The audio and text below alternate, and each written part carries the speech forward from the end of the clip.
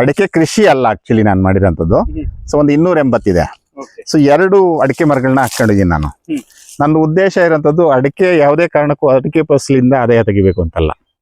ನನ್ನ ಉದ್ದೇಶ ಇರೋದು ಇದು ಮಧ್ಯದಲ್ಲಿ ಒಂದು ಕಾಳು ಮೆಣಸು ಬರ್ತದೆ. ಈಗ ಸಪೋರ್ಟ್ ಏನಾದ್ರು ಒಂದು ಬೇಕಿತ್ತು ನನಗೆ, ಪೈಪ್ ಹಾಕೋದ್ ಬೇಡ.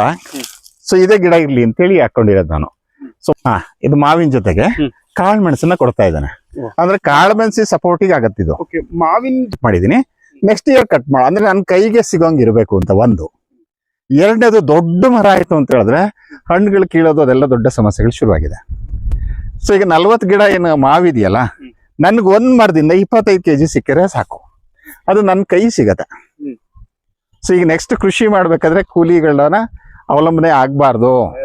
ಅದ್ರ ಜೊತೆಗೆ ಇದನ್ನ ಛಾಯಾಮಾನಸ ಅಂತ ಹೇಳಿದು, ದನಗಳಿಗೂ ಮೇವಾಗ್ತದೆ, ಮನುಷ್ಯರಿಗೂ ಮೇವಾಗ್ತದೆ.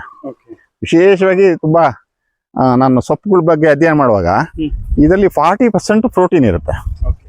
ಸೊ ಇದು ಒಂದೊಂದು ಕಡ್ಡಿಗಳನ್ನ ಈಗ ಜಿಕೆ ವಿಕೇವರ್ ಶುರು ಮಾಡಿದ್ದಾರೆ, 20 ರೂಪಾಯಿಗೆ ಒಂದು ಮಾರ್ತಾ ಇದ್ದಾರೆ.